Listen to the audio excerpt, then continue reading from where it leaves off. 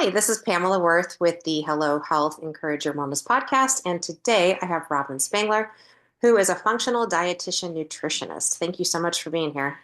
Hey, thanks for having me. So, Robyn, your passions in food and lifestyle as medicine, you have gone through a personal battle and triumph with psoriasis. And you obviously, through the Clear Skin Lab, have been doing a wonderful group of things trying to help people with different skin issues. So, maybe touch a little bit about kind of your background and how you approach and when someone comes to you with a challenge, kind of what your methodology is. Yeah. Well, it all started for me. The reason I'm passionate about this work is because back in college, when I was 20, I got diagnosed with psoriasis, which was full body. I mean, never a great time to be covered in scaly skin spots, but that was me in my 20s. And I was actually studying to be a dietitian at the time. So I thought I was living this healthiest lifestyle, and then my skin just blew up. And I spent 2 years going to dermatologists, seeing the experts, doing the creams, the topicals, the prednisone, the typical approach. And after 2 years, they basically cut me off of prednisone and said, that's no longer an option for you. Your only option is an immunosuppressant drug for the rest of your life. And now at that point, I was 22 in grad school, and I just didn't want to go that route, and I didn't understand why this was happening. And that's just how my brain has always worked. I want to understand why. And so at the time, I was actually at a school that taught some about functional medicine, functional nutrition. And so I started doing research on psoriasis and nutrition and what I could do from an inside out approach. And long story short, I implemented changes and researched a ton and was able to clear my skin within 3 months. And that completely changed the trajectory of my own life, but also my career. And that is what has really driven my passion for working in the skin space and helping people solve chronic skin issues with a root cause approach. And that's what we do. Oh, I love that. And, that's really how I got into what I'm doing is because I kept saying, why? I mean, there's obviously something that triggers the body to respond the way that it's responding. So tell us a little bit about when people first come to you. What's your approach? What do you like to Yeah, do with and our kind of, approach is definitely different. It is not conventional in any way. We take a very personalized approach. So just to give you a big picture overview, when someone comes into our services, we actually ask for 6 months. And the reason is because this is not a quick fix. I know when it comes to skin, we want it gone yesterday and we want it to be one supplement or one topical. That's just not actually how the body does the healing. And so we ask for 6 months. And within that, we do a variety of labs from stool tests to urine tests to hair tests and comprehensive blood labs. And our team takes a deep dive into those lab results, plus a big history on the individual. And we put together a customized plan. And then that is all based on data. And then we are working with them to modify and tweak things over that 6 months, watching obviously how the skin heals, but also sometimes other symptoms. And the root place that we start is actually cellular healing. And I often describe this as an analogy of, let's say, your body has millions of cells, and we want them to be nice and plump and juicy like a grape with healthy grape skin versus being shriveled up like a raisin. And that is completely dismissed in conventional care because we go straight to birth control, antibiotics, spironolactone, or Accutane. But cellular damage is a huge root cause issue for chronic skin issues. And that is where we start with minerals, nutrition changes. And sometimes we're dealing with iron toxicity or something else that's going on. And that's where it's individualized. There's not a standard protocol I can say that we do with everyone because in our professional opinion, it needs to be personalized. and I love that. That's really what had helped us with our family too, was taking a look at the different labs and whether or not there's any allergies, whether or not there's the presence of any infection, the presence of any deficiencies in terms of vitamins. And um, so, do you Yep. find that how many And tests you'd like to start with, or is there a certain yeah, good question. We typically start with a stool test because there's a huge connection between what's going on in the gut and how that triggers the immune system, which might be inflaming the skin. We see H. pylori infections, parasites, all sorts of what we call more bad bacteria in the gut that's triggering the skin. We also see sometimes a lack of good bacteria and protective bacteria that can also impact the skin. And that what's cool about this is an area that is really emerging in with more research because it's kind of in its infancy with good data out there on what probiotics help and what infections can cause skin issues. But I mean, we've been in this space for over a decade, so we've definitely seen lots of clinical patterns over the years. And for that reason, it's standard for us to look at the gut when there's skin issues. We will also look at a hair tissue mineral analysis, and this gives us an insight into how their is actually using minerals, which essentially run the body, if I'm being real. And we have minerals that allow hormones to be made and trigger hormones and help our immune system and truly everything. So when we talk about cellular healing, we have to have really good mineral status. And unfortunately, because of today's environment with stress levels and our soil being depleted, it's harder to have optimal mineral status as an adult or a human in this world. A third test that we'll look at is a loaded iodine test. This is somewhat controversial because a lot of people are under the false belief that iodine causes skin issues, but I would professionally disagree with that. And there's reasons that theory is out there, but we actually want to look for iodine deficiencies, and we do that in a very specific way with specific testing. And then the last thing that we'll look at is a very comprehensive blood panel. This is beyond the standard labs that you're probably getting at your doctor's office. This is deep into lots of different minerals and different enzymes that are kind of telling us more about different pathways that can cause skin issues. And so we put all of that data together, and then we have a better picture of, with the person in front of us, what mechanism or oftentimes multiple mechanisms at once are causing skin issues for this person. And then that allows us to create a customized plan that in the long run gets results faster because we're just getting right to the point. No, that's wonderful. What about detoxing? What do you kind of look at for that? Because that's a big part of this overall load causing a lot of inflammation in people's lives. And it can be environmental, it can be, Mhm. whether or not you're methylating properly. What does that kind of look like for you? Great question. Great question. Detoxing is an important system that we need to have working. The question we want to ask is, why isn't someone detoxing properly? Because while you definitely could argue we should have it built in systems, we know that for a lot of reasons that is congested for people or that is not working optimally. And we can definitely throw in genetic factors with MTHFR or other genetic SNPs that make people vulnerable to not detoxing well. And so when we're working with clients, the last thing we want to do is just jump into a detox of any sort, whether that's a gut detox or a liver detox or lymph system or kidneys.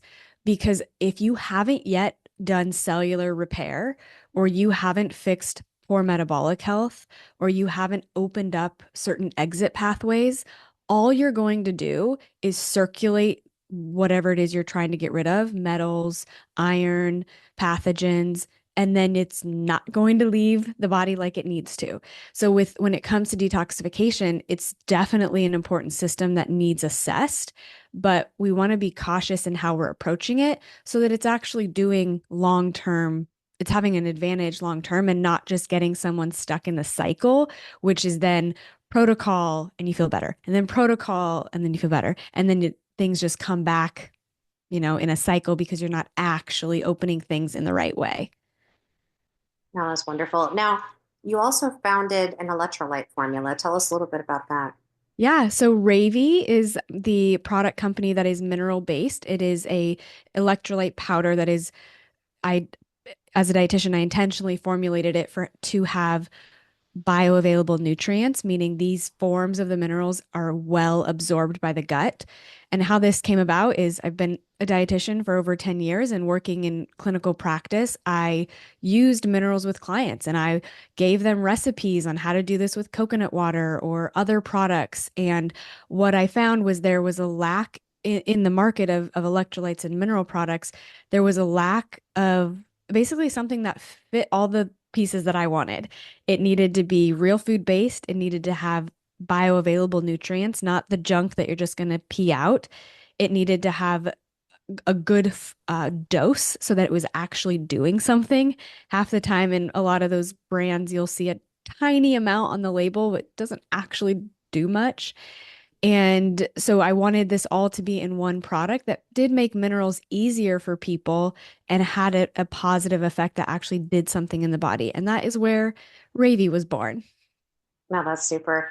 Um, a lot of people get conflicting information about, obviously, and I'm a big believer too, healing the inside out. The wrinkles will go away, the skin will clear up. You have a better glow about you. You feel better.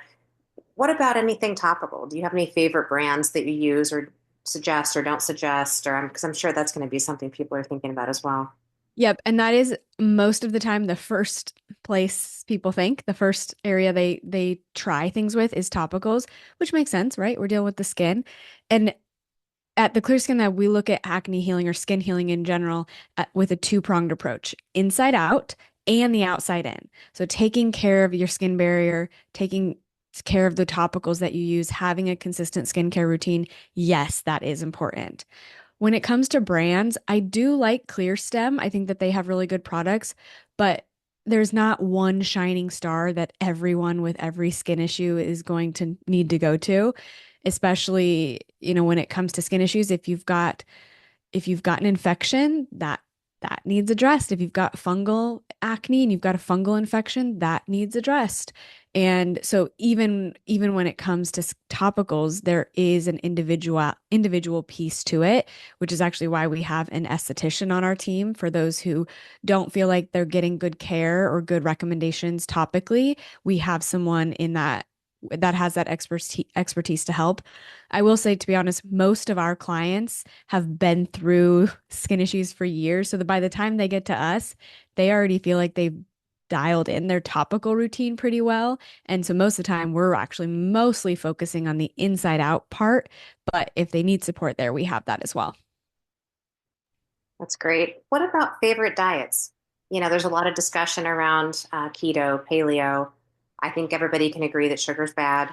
Do you have any favorites that you suggest when you're working with people? When it comes to diet, we don't follow a certain rule book, whether that's keto, vegan, even dairy free, which is probably the most common food that's associated with skin talk. And I want to explain that a bit because when individuals with skin issues go down the Google rabbit hole of nutrition and skin, most of the time they're going to run into some form of an elimination diet. Maybe usually dairy's on that list. Take out dairy, gluten, sugar, soy, chocolate, peanuts. The list can get long. And I disagree with that approach. And trust me, I tried that back in the day. And a lot of our clients have tried that. But here's why that's not the route I would recommend. Because and even if you're truly having reactions to these foods, if you're listening and that you're like, but all these foods make my skin worse, I want you to listen. Because what we're doing with clients is asking the question, why is your body reacting to all those foods? It's not just about the foods we eat, it's the environment that it lands in. And so if you're creating an immune response to a giant list of foods, what's going on with the gut, your metabolic system, your cellular health, your nervous system? All of these systems might make you more reactive to certain foods. And essentially, your body is just overreacting to a normal exposure. And that's if the root cause of that isn't addressed, then what can happen is 5 years, 10 years, now you're reacting to more foods, or now you're reacting to outdoors, to more just exposures in your environment, all because it was kind of a false blame on the food rather than the environment the food's landing in. So with a lot of our clients, we actually don't have a rule book of food eliminations. We try to minimize that. When it comes to the dietary approach we take with clients, it's yes, a real food foundation. We don't want a bunch of junk, bunch of processed foods, but at the same time, we want them to be able to live their life with some freedom and flexibility because the last thing we want is more stress added on in life because of food rules. We know that that is just going to create more stress, which doesn't help the skin at all. And so our job is let's fix the environment of the body so that you have more freedom with food and at the same time teach you how to prioritize nourishment over restriction so that you're still eating in a way that's healthy for skin. Well, and I think that's super important to acknowledge because like in our situation with our kiddo, once we fixed his gut, um, we were able to reintroduce gluten and dairy again. Yeah. So we had taken it away while we were fixing things and then slowly brought it back in once his gut was fixed. And he eats all of that now, Yeah, many, many amazing. years later, and he's fine. So a absolutely kind of getting to the root of why the gut is upset and why the And body's inflamed. And you make a good point that sometimes temporarily removing it to calm down the immune system, because sometimes that's an important step so that honestly, even for mental health, so that you can feel the relief of whatever's going on and then feel like that motivation of things working is a really big deal when it Mhm. comes to staying consistent with something. Is there anything else that I haven't asked you about that you wanted to touch on? I would say that if someone's listening to this wondering like where do I start with nutrition? I would highly recommend starting to incorporate mineral mocktails into your day. I can share with your audience a free guide on how to do mineral mocktails. It doesn't have to be with RAYVI. There's lots of at-home ways to do it. But the reason is because when I talk about cellular healing, a common step that is just missed by people when they go straight to the fancy stuff like detoxes and gut health is really supporting cellular health. And that a huge part of that is minerals. And so, a mineral mocktail is a simple drink you can make every day. I would say 1 to 3 times a day is typically what we say. And it just has certain ingredients that are going to really boost your mineral intake to really speed up that skin healing process. And honestly, a lot of the times they have more energy, they're sleeping better, they're not peeing all day long, even though they're drinking water. So it's just such an easy step that if you're like, what's an easy thing I can do that gets me a quick win? It's mineral mocktails. So, what are some of your favorite minerals in the mineral mocktails? Great question. So the reason the mineral mocktail was created is because it does focus on three what we call macro minerals, meaning they're minerals that we have the most of in our body. And so the mineral mocktail recipes that I share in my free guide, the drinks all have high amounts of potassium and it's all food based. So you're not going to overdose. This is not being crazy with supplements. It is potassium, sodium, and magnesium. And it's that ratio that's in all of these drinks. Those are minerals that majority of the population, especially at least in the US, do not get enough of. And because of our stress, we are burning through those like crazy, and our food is not rich enough to replete us at the rate that we need it. So, just adding in mineral mocktails is a way to boost that and kind of try to replete faster than we're depleting. No, that's great. There's a lot of discussion right now around magnesium. Um, what is your favorite type of magnesium in a mocktail? Yeah, it would vary between, there's a couple different ones, and this is where it just depends on what the client's experiencing. Magnesium glycinate is probably the most well tolerated. So that would be probably the easiest one. Magnesium malate can also be a really good one, but I wouldn't recommend it for someone that's experiencing more anxiety. Magnesium well, those are the most common two that I would use. There are some that are a little bit more gut focused or kind of like laxative focused if someone's constipated, but those two would be the ones I would recommend in a mocktail. And in our guide, we have brands and recommendations for powders that stir right into a mineral mocktail drink. That's super. Anything else you want to touch on? I think those are the biggies.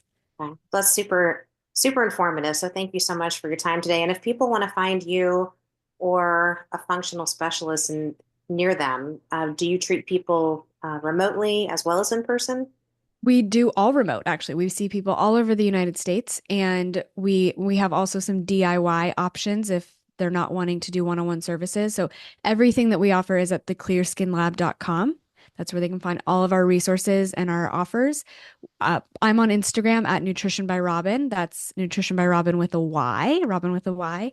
And that's where I do a ton of education and teaching and talking about the skin over on that page all the time. Oh, wonderful. Thank you so much. Hey, thanks for having me.